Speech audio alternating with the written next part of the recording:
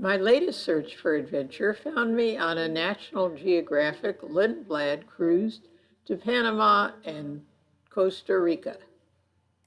Once all the travelers were assembled, there was a rush to get us to the ship. We had an earlier than anticipated slot for entering the Panama Canal. Elevation of water that is stored. You might also as well remember that a few years ago we had El Nino, and we had to put a lot of restriction to the vessels that were trying to use the canal due to the drought. All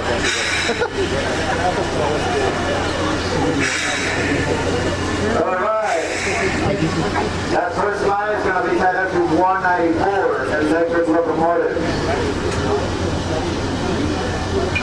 We're going to be assisted by 4 locomotives, 2 at the bow and 2 at the stern.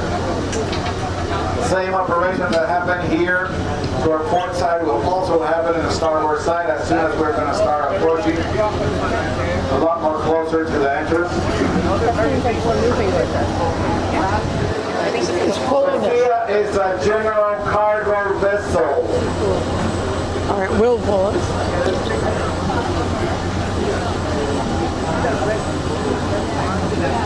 She is flagged from Antigua and Barbuda, and she left Texas.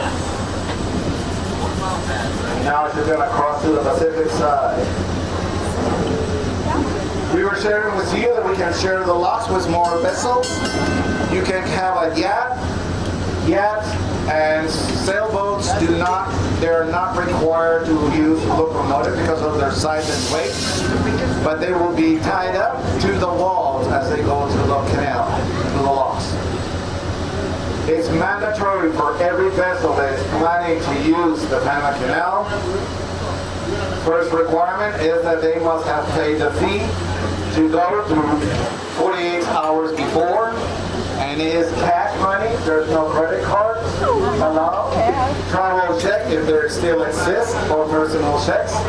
It's all done to port agents or naval should be responsible to cover those expenses. The other important requirement is that before you attempt to cross the canal, you need to have safety officers coming on board to make sure that your ship or vessel is running in perfect condition.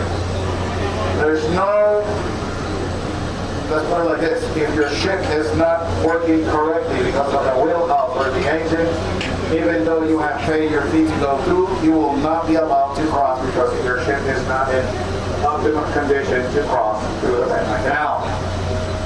Once you're cleared by the safety officers, then you will have a pilot, and depending on the size of your vessel, you will be reported a minimum of 1 pilot up to 3 pilots, depending on the size of your ship. It doesn't matter if our captain has all the experience in the world through all the oceans and with all the worst conditions, he will surrender the command of the bridge to the pilot of the Panama Canal. The pilot will not steer the wheel. The pilot will give instructions to the officer who is driving our vessel.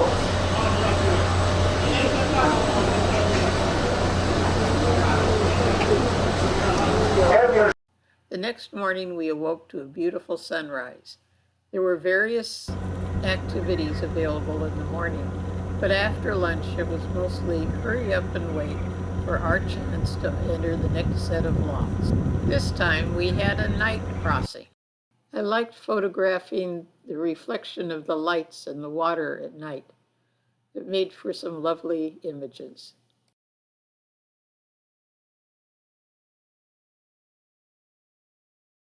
You are flying with your boat. And it was like a religion someday. People used to go along the coast, there's to see the ships on the Bay of Panama.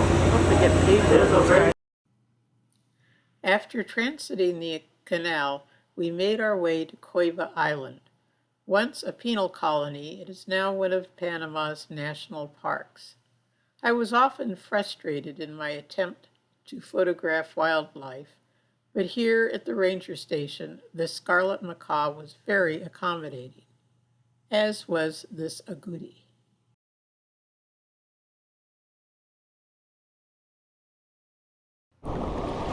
In the afternoon, it was time to try snorkeling. I got into the water, put my flippers on, and then I was off to see what I could see.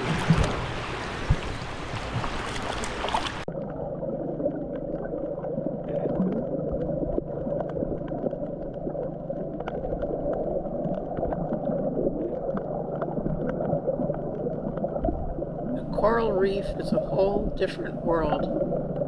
Very peaceful floating there and looking at the coral and looking for the fish.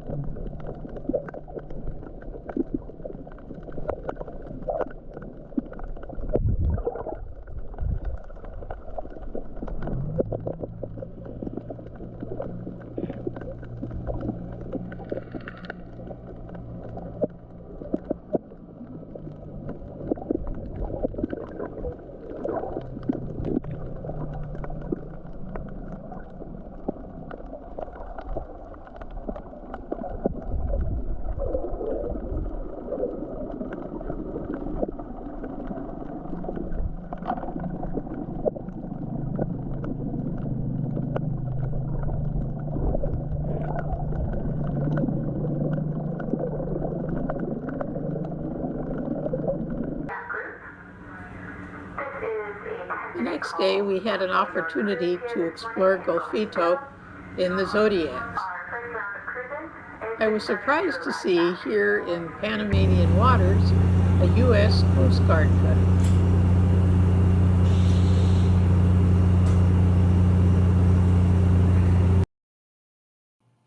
One day was devoted to what was called an immersive cultural experience. We visited with several families that were demonstrating how things were once done. Imagine $60 for 150 times. That's some gold right there. He's planting it. Want in there so we can see. He's sneaking on it. When my grandfather was living in here in the park, he could get like a Quaker container filled with gold every week. Like a kilo of gold every week. And it looks very chaotic, right? Seems like it's maybe spilling the gold, but actually that helps.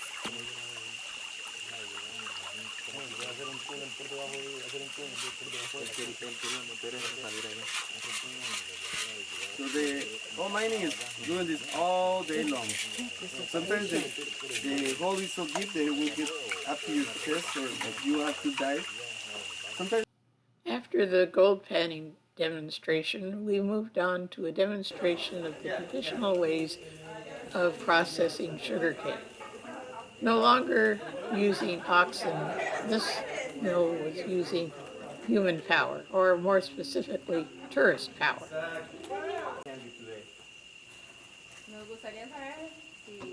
Don Johnny cooked down the syrup, and after it had reached the proper consistency, he then poured some out for making candy, and another batch for pouring into molds. Some powder milk and some peppermint into the candy. There you go. I got you, Denise. Somebody else want to do it? Somebody like to? No? The mold with his own hands. Actually, everything that you see around here was built by Don Johnny. Even the nice sink right there. Algo muy importante para nosotros es que el molde significa nuestra cultura, nuestros pasados, ¿verdad? Que no hemos cambiado el diseño. They're a little hard to get.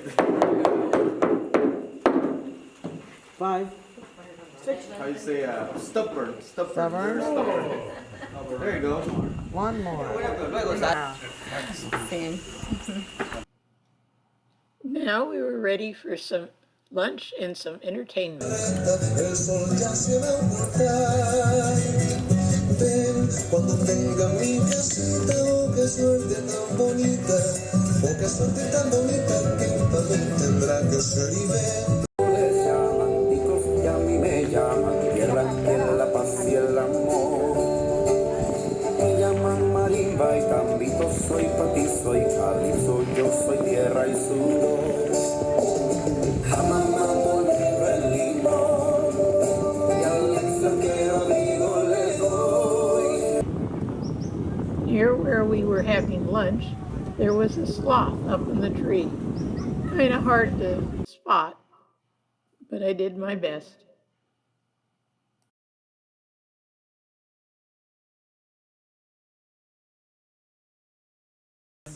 House, right?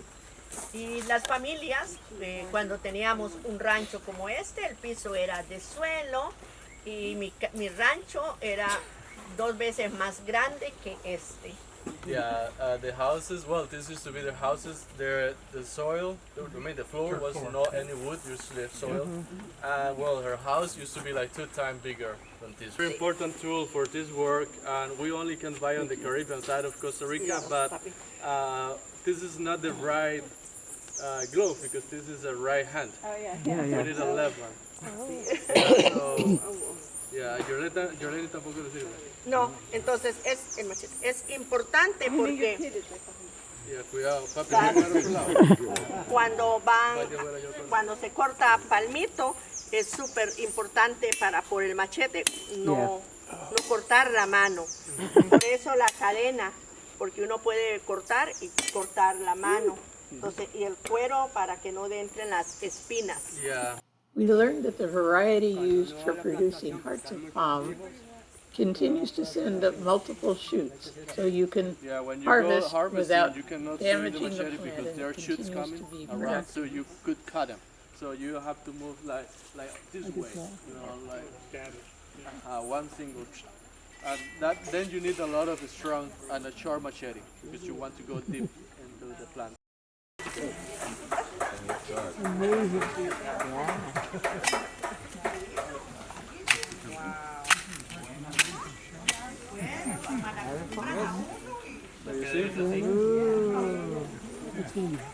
Hay que saber cómo secarle al pañete cuando está bueno.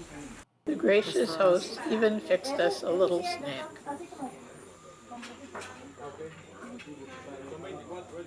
The last thing on the agenda before returning to the ship was to view the release of a sea turtle that had been captured for research and was now ready to be released back into the wild.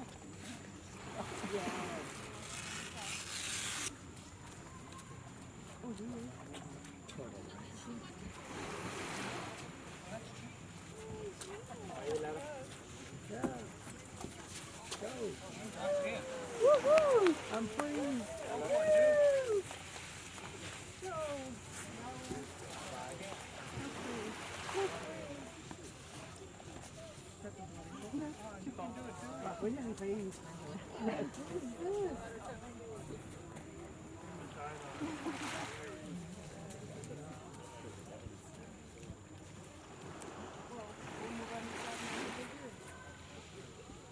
Another big one could walk over.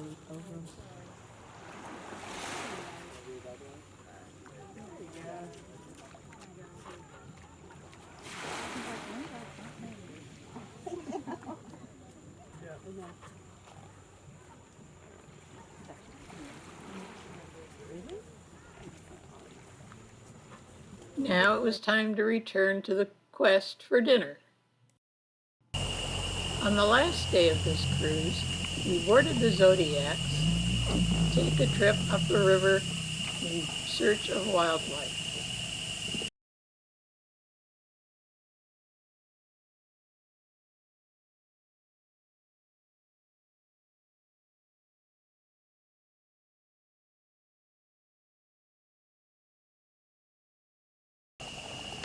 The spider monkey was quick moving and hard to capture with my camera. Patches of forest.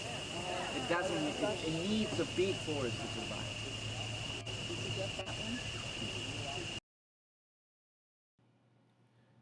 Now we're back in port, and it's time to disembark. But the adventure isn't over. Stay tuned.